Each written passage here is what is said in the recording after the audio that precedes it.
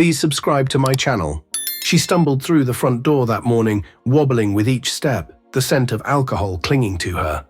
Her heels swung loosely from one hand, mascara ran down her cheeks, eyes red-rimmed and glassy.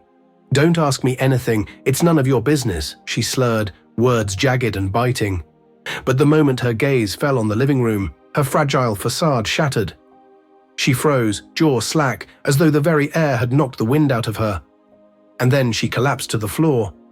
Because I wasn't alone. Sitting on my couch wasn't some stranger. It was a woman whose presence exposed the core of her betrayal. I had loved her recklessly for 12 years, every hope, every plan, every dream entwined with her name. We weren't wealthy, but we had a life we had built together, a modest mortgage, family dinners full of laughter, vacations that felt infinite. I had lived for the sound of her joy, until one day it stopped belonging to me. It started subtly, almost imperceptibly.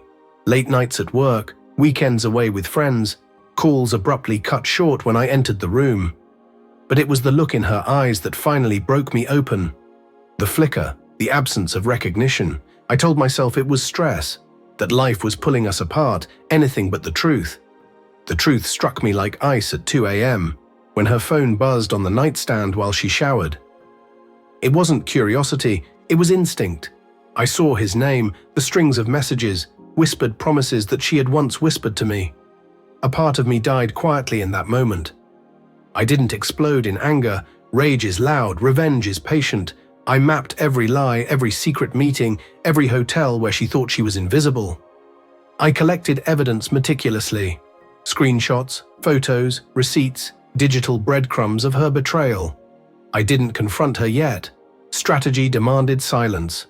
I arranged financial and legal safeguards, opened discreet accounts, shifted assets, consulted lawyers, investigators, even a locksmith.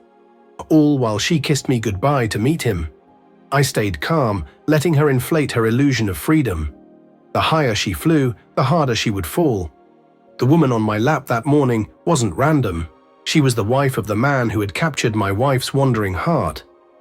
Weeks earlier, I had reached out to her. One message, simple: we need to talk. Anger turned to collaboration, betrayal became strategy. She was precise, intelligent, colder than I expected. Together, we orchestrated a reckoning. When my wife staggered in that morning, reality hit her like a hammer. She tried to laugh it off, but her voice faltered as his wife stood there, methodical, placing a stack of evidence on the coffee table. Every kiss, every hotel room, every lewd message. Knees buckling, she watched her carefully constructed lies collapse. "I trusted you," his wife said, voice quivering but firm. "You took what wasn't yours." My wife stammered, protest dying beneath the weight of her own deceit. I didn't speak. I slid an envelope across the table, divorce papers, signature line ready. Her eyes sought mine, frantic. "You set me up," she whispered. "No," I said softly. "You set yourself up. I just arranged the stage." The days that followed dismantled her entirely. She left with a single suitcase, accounts frozen, the house in my name, the car gone, her lover gone. His wife filed her own papers that morning.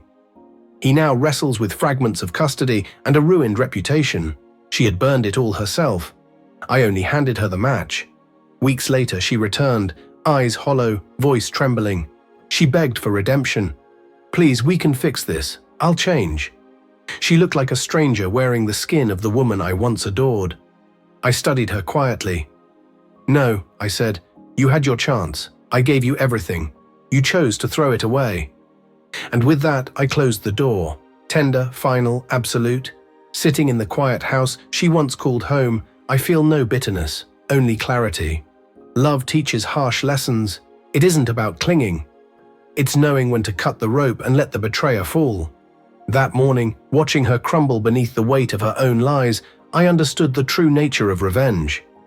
It isn't loud or explosive. It's stillness, control, patience, and watching the one who thought they were playing, you finally see they never held the cards. I always did.